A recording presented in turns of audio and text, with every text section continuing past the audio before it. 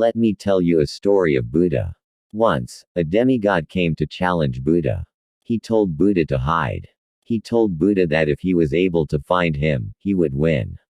Buddha accepted the challenge and hid. The demigod then started searching. After a very long search, the demigod wasn't able to find Buddha.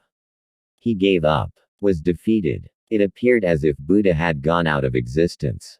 Buddha then appeared in front of him and stood the demigod up. The demigod was surprised. He was happy to see Buddha again. He accepted that he was defeated, and that the legends of Buddha were true. He then asked Buddha, where he was all this time. Buddha smiled and said, I was behind you all this time. A similar story is about a boy named Manu, who always wondered what nothing was like. He later grew up to be a physicist. He wanted to live and see universe's heat death, and therefore realize and experience the true nothing. He developed a system where he uploaded himself. He uploaded his consciousness to this system.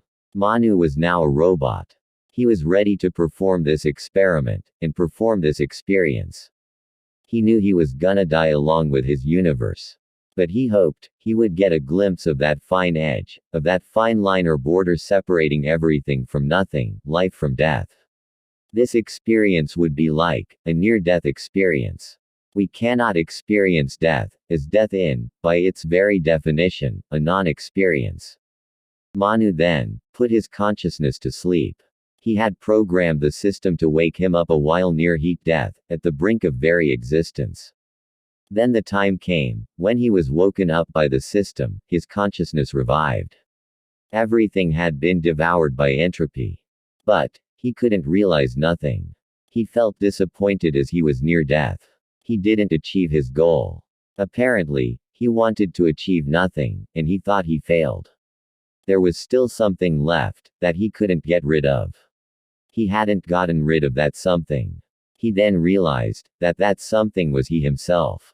How could there be absolute nothing if there was his experience? But if he ceased to exist, how could he experience anything? How could he experience nothing? With absolute nothing, there would be no there would be no experience per se.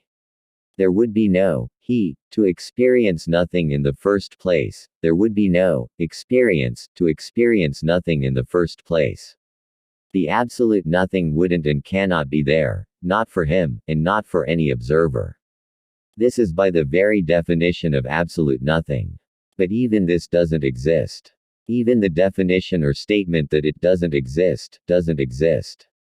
Even the statement that this statement that it does not exist. And so on. What is this? This is infinity perception. But we will come to this, maybe, another time.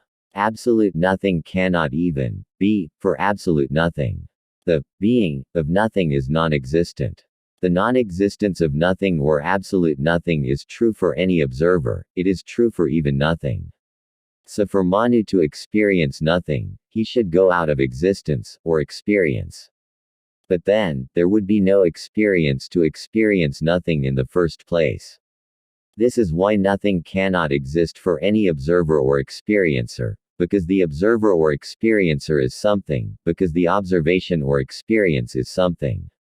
The observer is, and exists with respect to himself, whereas nothing isn't, or doesn't exist with respect to the observer. Also, since this is true for any observer, this is something that's absolute. This relation between the experiencer or the experienced, and nothing is absolute. This observer-nothing relation is true for every observer or everything that is something. This is true even for nothing. It is like a fundamental law, and invariant. This invariant is invariant to the any frame of reference or existence. This is what defines the very definition of nothing. This is what the definition if nothing is. Now this feature is true for nothing as well, but because nothing being nothing, it also isn't true for nothing as well. This is because to establish any relation between, or definition on nothing, the nothing must exist or be in the first place. It doesn't exist for any observer, it doesn't exist for itself, it absolutely doesn't exist. But nothing cannot be, as it is non-being. Everything about nothing, including the term, nothing, itself, is duta, and by the observer, and by something and from the perspective or interface of that which is something. Though we might not recognize this, or be conscious about this, but we inherently and with subtlety picture nothing as something. We conceive of nothing in terms of something. We frame and define nothing with and through the lens of something.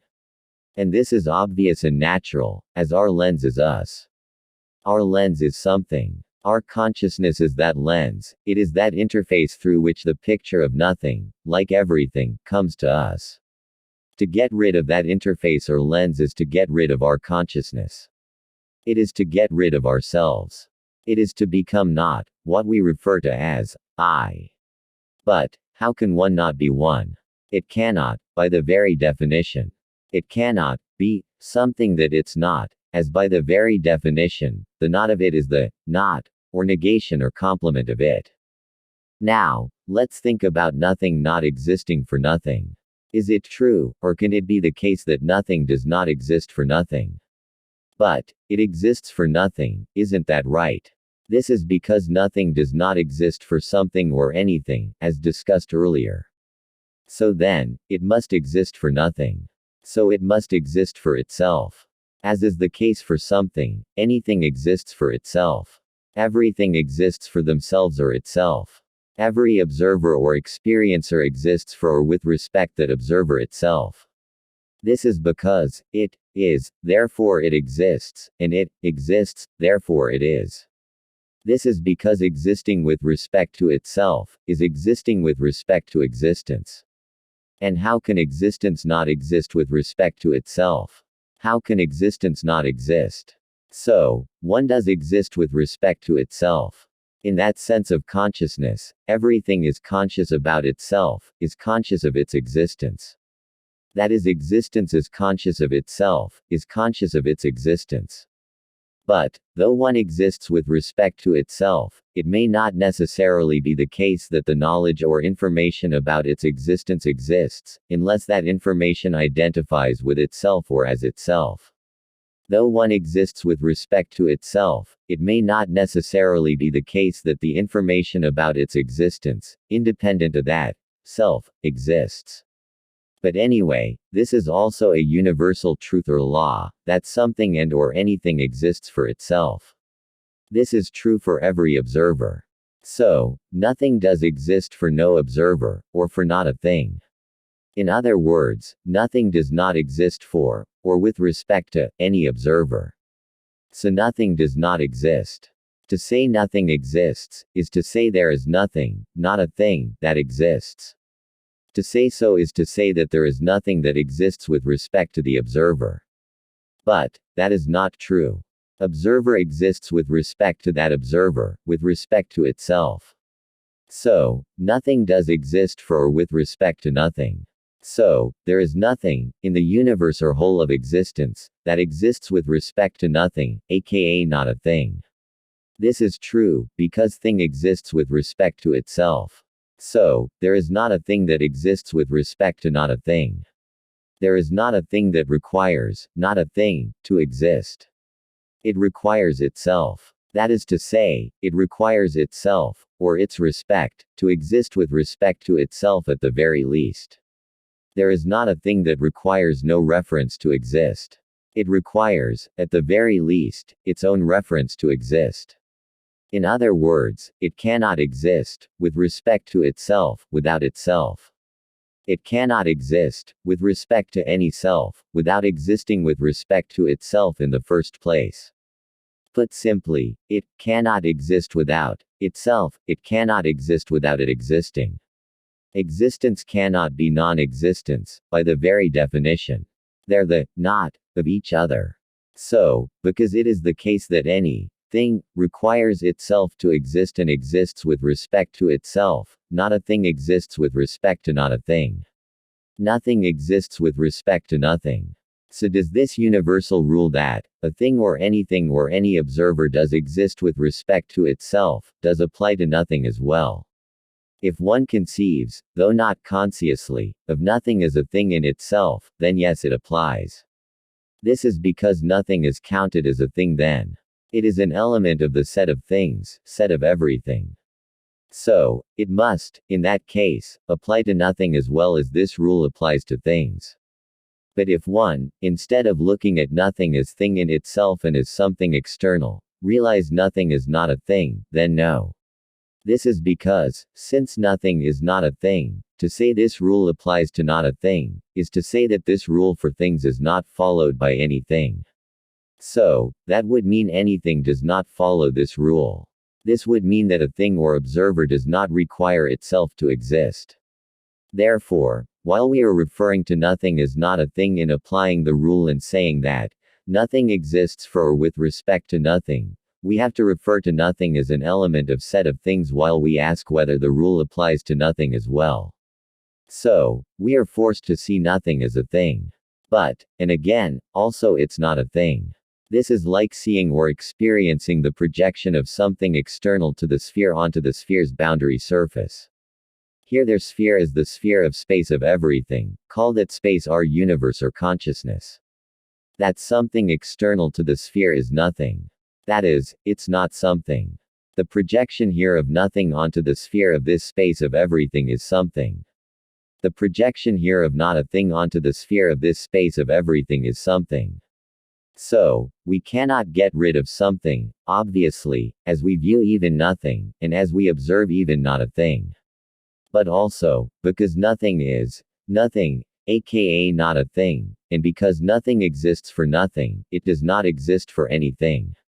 This means that it exists for nothing, proving the same point. And of course, as discussed earlier, in saying whether the rule applies to nothing as a thing or as not a thing, we must refer to nothing as a thing, provided that the rule be conserved. Provided that a thing or observer does require itself to exist. If not, then this would mean that a thing or observer does not require itself to exist, as the universal rule that applies to thing or observer, that we talked about earlier, gets violated. But, we can say nothing exists for nothing, but we cannot say nothing exists for itself, unless here itself is nothing.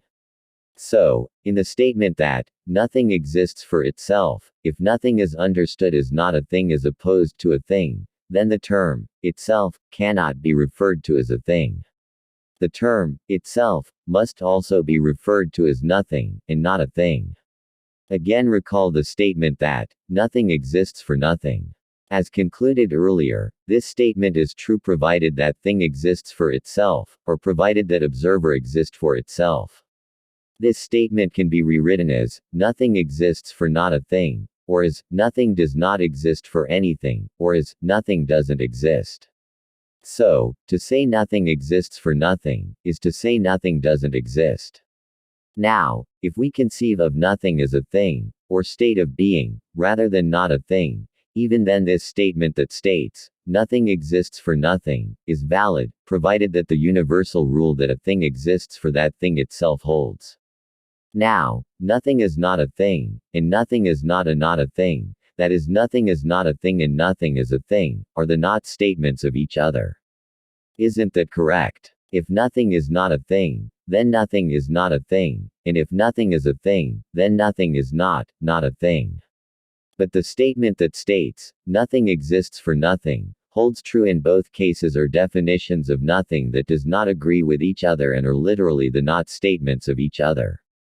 Now, the universal law that states that any thing, or any observer, exists with respect to that thing or observer itself, is an equivalent statement of the statement that states, nothing exists for nothing. That means this universal law holds true for both the cases, or definitions, of nothing.